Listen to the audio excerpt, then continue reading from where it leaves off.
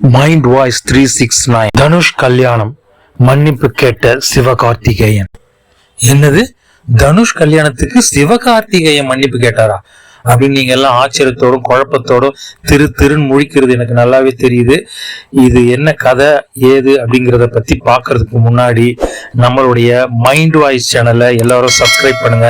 அப்பதான் உங்களுக்கு எல்லா வீடியோக்களையும் தொடர்ந்து உடனடியா கொடுக்க முடியும், நீங்களும் பார்க்க முடியும். அதே மாதிரி கமெண்ட் பண்ணுங்க, உங்க நண்பர்களுக்கெல்லாம் இதை ஷேர் பண்ணுங்க.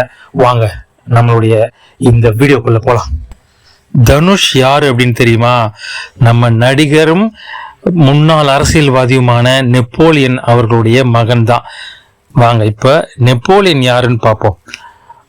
1991 வருஷம் நம்ம பாரதி ராஜா அவர்கள், அதாவது இயக்குனர் இமயம்னு சொல்லக்கூடிய இயக்குனர் பாரதி ராஜா அவர்கள் ஒரு புது படம் எடுத்தார். அந்த படத்தோட பேரு புது நெல்லு புது நாத்து. அந்த படத்துல முதல் முறையாக அறிமுகப்படுத்தப்பட்டவர் தான் நெப்போலியன்.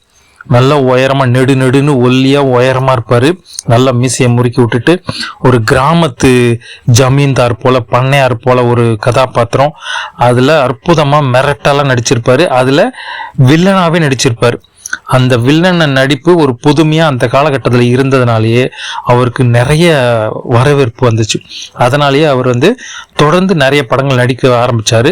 அப்போ அவர் நடிக்க ஆரம்பிச்ச அடுத்தடுத்த படங்கள்ல குறிப்பா நம்ம ரஜினி, சூப்பர் ஸ்டார் ரஜினியோட எஜமான்ல நடிச்சிருக்காரு, வில்லனாவே நடிச்சாரு.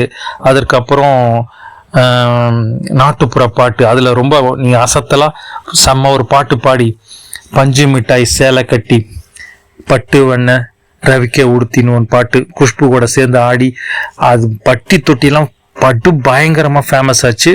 அந்த படத்துல நடிச்சு அதுலயும் ஒரு நல்ல ஒரு பேரு. அதுக்கப்புறம் சீவலப்பேரி பாண்டி, அதுல ஒரு தனித்த கதாநாயகனா ஒரு உண்மையான வரலாற்று கதாபாத்திரம், வரலாற்றுல இருந்தவர் அவர் சீவலப்பேரி பாண்டி அப்படின்னு. அவருடைய கதாபாத்திரத்தை, அந்த வரலாற்று கதையை ஏற்று அதுல சிறப்பா நடிச்சிருந்தாரு நம்ம நெப்போலியன் அவர்கள். அதனாலேயே அவருக்கு பேர் புகழ் எல்லாம் ரொம்ப பல மடங்கு வந்துச்சு. அதுக்கப்புறம் நிறைய படங்கள் அப்படியே தனித்த கதாநாயகனா வில்லனா அப்படின்னு நடிச்சுட்டு வந்தார். சில கேரக்டர்ஸ்லாம் முன்னாடியே நடிச்சு முடிச்சிட்டாரு. அதுக்கப்புறம் நம்ம கமலோட, உலக நாயகன் கமலோட படமான விருமாண்டில ஒரு அற்புதமான ஒரு கதாபாத்திரம் நடிச்சிருந்தாரு. அதுக்கப்புறம் தசாவதாரத்திலையும் ஒரு கதாபாத்திரம் ஏற்று நடிச்சிருந்தாரு. இப்படி பல படங்கள் நடித்து பேர் புகழ் பெற்ற நெப்போலியன் ஒரு காலகட்டத்தில் அப்படியே திரைத்துறைக்கு அப்படியே ஒரு முற்றுப்புள்ளி வச்சுட்டு அரசியல் பக்கம் திரும்பினார். அரசியல்ல அப்படியே ஒரு எம்பி ஆனார், அதாவது மெம்பர் ஆஃப் பார்லிமெண்ட் உறுப்பினராக ஆனார். சென்னை வில்லிவாக்கம் தொகுதியில் எம்பியா தேர்ந்தெடுக்கப்பட்டு 5 ஆண்டுகள் எம்பியா பதவி வகிச்சு அதுக்கப்புறம் முற்றிலுமாக அரசியல்ல இருந்து விலகி குடும்பத்தோட அமெரிக்காவில் போய் செட்டில் ஆயிட்டார். ஏன் அப்படின்னா அவருடைய 2 மகன்களின் வாழ்க்கைக்காக போனார். அதில் குறிப்பா இப்ப தனுஷ்னு சொல்லப்படக்கூடிய அவருடைய மகனுக்காக தான் முக்கியமா போனார். ஏன் அப்படின்னா அந்த தனுஷுக்கு மஸ்குலர் டிஸ்ட்ரோஃபி, அதாவது தசை அழற்சி நோய் என்னும் நோய் சின்ன வயசுலேருந்தே இருக்கு. அதனாலேயே அவருக்கு தசைகளில் வளர்ச்சி இல்லை, முதுகெலும்பு எல்லாம் வளைஞ்சிருக்கும். அதே போல் அவருடைய உடல் பாகங்கள் எல்லாமே மெல்லிசாக இருக்கும், தசை பிடிப்போட இருக்காது. அதே போல் செயல்பாடு இவருக்கு பொறுத்த வரைக்கும், தனுஷை பொறுத்த வரைக்கும் அவருக்கு அப்பர் பாடி, அதாவது மேல் உடம்பு எல்லாமே ஓரளவுக்கு செயல்படக்கூடியதாக இருந்தது. கீழ் பகுதி, அதாவது இடுப்புக்கு கீழ் உள்ள பகுதி மொத்தமும் செயல்படாத நிலையில் இருக்கு. இது நிறைய பேருக்கு இந்த மாதிரியான குறைபாடு இருக்கு. இது குறைபாடாகவும் இருக்கு, நோயாகவும் இருக்கு. இது தீர்க்கிறதுக்காக எவ்வளவோ மருத்துவ சிகிச்சையை மேற்கொண்டார் நெப்போலியன் இங்க இந்தியாவில் வச்சு. அது முடியாம போச்சு அவருக்கு. அதனால அவரு அமெரிக்கால இதற்கான ஒரு மருத்துவ சிகிச்சையெல்லாம் இருக்கு அப்படின்ற ஒரு நோக்கத்துக்காக இடம்பெயர்ந்தார் அப்படின்னு சொல்லப்படுது. அவரும் அதுதான் சொல்லியிருக்காரு நிறைய காலகட்டங்கள்ல. அப்படி அவர் அங்க போனவர் தான். அப்போ அங்கே போய் நிரந்தரமாக குடியேறிட்டாங்க, அங்க இடத்த வாங்கி. அதுக்கப்புறம் அங்க ஒரு சாஃப்ட்வேர் நிறுவனம் தொடங்கி அதுல தன் மகன்களையும் அதில் வேலைக்கு ஈடுபடுத்தி, அது தன் 2 மகன்களையும், முதல் மகன் இவன் பேர் தனுஷ், இன்னொரு பையன் குணால், இந்த 2 பேரையும் அதில் ஈடுபடுத்தி இவரும் பார்த்துக்கிட்டு அவர் மகிழ்ச்சியாக அங்கே வாழ்ந்துக்கிட்டு இருக்கிற அந்த சூழ்நிலையில் தனுஷுக்கு ரொம்ப காலமாக திருமணம் செய்து வைக்கணும் அப்படின்ற ஒரு ஆவல் ஏற்பட்டு அதை முன்னிருந்து நடத்தியிருக்கிறாரு. இதுக்காக தனுஷ் நிறைய பொண்ணுங்களுடைய புகைப்படங்களை, அவங்களுடைய ரெசியூம்ஸ், அதாவது அவங்களுடைய கல்வி தகுதி, வேலை இதெல்லாம் பார்த்துருக்காரு. அதில் திருநெல்வேலி மாவட்டத்தை சேர்ந்த மூலக்கரைப்பட்டி அப்படிங்கிற ஊரை சேர்ந்த அக்ஷயா அப்படிங்கிறவங்க அவங்கள தேர்ந்தெடுத்திருக்காரு. அவங்க அந்த அக்ஷயாங்கிறவங்க நர்சிங் படிச்சிருக்காங்க. இப்படி பார்த்ததுல மாப்பிள்ளைக்கு பொண்ணை பிடிச்சி போச்சு, பொண்ணுக்கும் மாப்பிள்ளையை பிடிச்சி போச்சு. 2 வீட்டாரும் இதற்கான ஏற்பாடுகளை செய்ய ஆரம்பிச்சிருக்காங்க. அந்த ஏற்பாட்டின்படி அவங்களுடைய திருமண நிச்சயதார்த்தம், அதாவது திருமண உறுதி ஏற்பு எப்படி நடந்தது அப்படின்னா ஆன்லைனில் நடந்திருக்கு. அதாவது வீடியோ கான்ஃபரன்ஸ் மூலமாக, வீடியோ கால் மூலமாக அந்த 2 குடும்பத்துக்கு இடையிலான திருமண உறவு ஏற்பட்டிருக்கு. இதை நெப்போலியன் அவர்களும் நல்லபடியாக நடத்தி முடிச்சிருக்காரு.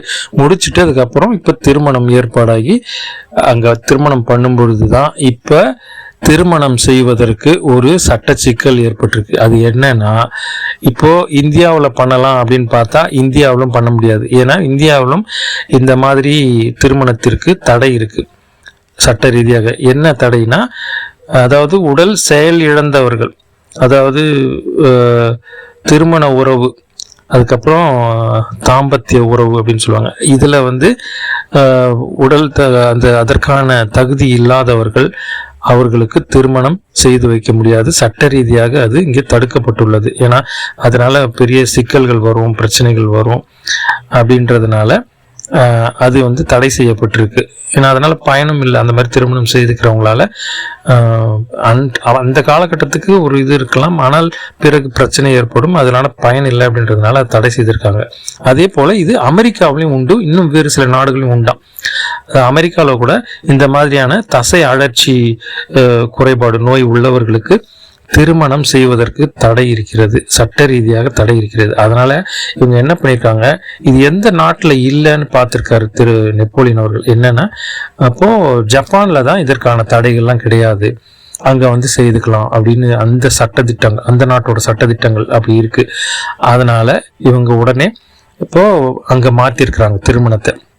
அதாவது ஜப்பானில் போய் திருமணம் செய்து வைக்கலாம் அப்படின்னு சொல்லி ஒரு செலவு செய்து பண்ணியிருக்கிறாங்க. அதுக்கு செலவானது 150 கோடி ரூபாய் ஆயிருக்கலாம் அப்படின்னு சொல்கிறாங்க. ஏன்னா இந்த நெப்போலியன் அவருடைய மனைவியே சொல்கிறாங்க, இந்தியாவை விட அமெரிக்கா காஸ்ட்லியானது, அமெரிக்காவை விட ஜப்பான் ரொம்ப காஸ்ட்லியானது அப்படின்றாங்க. அதனால அங்கே செலவினங்கள்லாம் இதுக்கு அதிகமாக இருக்கும். ஏன்னா அவர் ரொம்ப பிரம்மாண்ட அளவில் செய்திருக்கிறாரு, ஏற்பாடுகளும் செய்திருக்காரு. அதுக்கப்புறம் ஏன்னா இவருடைய உறவினர்களையும் அங்கே ஜப்பானுக்கு வர வச்சிருக்கிறாரு, அதுக்கும் செலவாகியிருக்கும்.